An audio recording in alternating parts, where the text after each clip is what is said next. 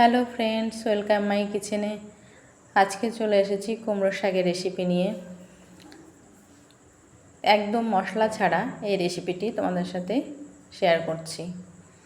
এর জন্য নিয়ে নিয়েছি গোটা কয়েক আলু, একটা পেঁপে আর কুমড়ো শাক।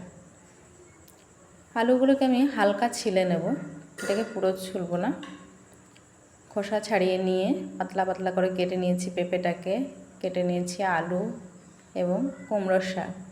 এগুলোকে আমি ভালো করে জল দিয়ে ধুয়ে আলাদা আলাদা করে রেখে দিচ্ছি।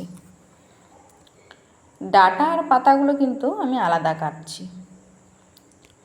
ডাঁটাটাকে কেটে ধুয়ে নিয়েছি, পাতাগুলো দেখো এইভাবে বোটাটাকে ফেলে হাতে করে ছিঁড়ে আমি রগড়ে নেব হাতের তালুতে।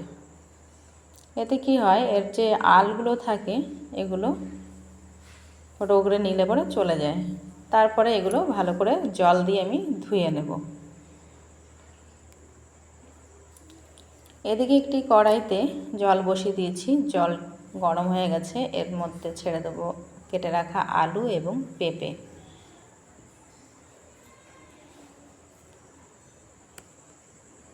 এতে আমি কোনো রকম হলুদ বা গুঁড়ো মশলা ব্যবহার করব না।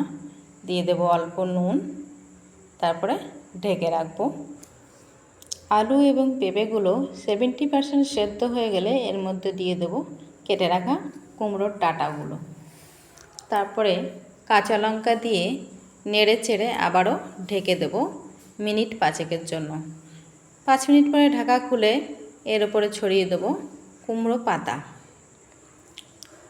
পাতাগুলো ছড়িয়ে খুন্তি দিয়ে নেড়ে চেড়ে আবারও কিছুক্ষণের জন্য ঢেকে সেদ্ধ হতে দেবো। দেখো সেদ্ধ হয়ে গেছে। এবার এগুলোকে নামিয়ে আমি ফোড়ন দেবো। ফোড়নের জন্য একটি কড়াই বসে দিয়েছি, কড়াই গরম হয়ে গেছে। অল্প তেল দিয়ে তার মধ্যে দিয়ে দেবো 2টো শুকনো লঙ্কা, অল্প কালো জিরে আর থেতো করা রসুনটা ভাজা হয়ে গেলে এর মধ্যে যে সেদ্ধ করা সবজিগুলো ছিল ওগুলো আবারও দিয়ে দেবো। এতে আমি কোনো রকম মশলা ব্যবহার করছি না, এমনকি হলুদও না। এটা কিন্তু খেতে খুব সুস্বাদু হয়। তারপরে নামানোর কিছুক্ষণ আগে দিয়ে দেবো 1/2 টিস্পুন চিনি। নেড়ে চেড়ে আমি নামিয়ে নেব। এই রেসিপিটি খুবই সুন্দর এবং সুস্বাদু হয়। গরম গরম ভাতে খেতে খুব ভালো লাগে। তোমরা সবাই ট্রাই করো আর চ্যানেলটি সাবস্ক্রাইব করতে ভুলো না।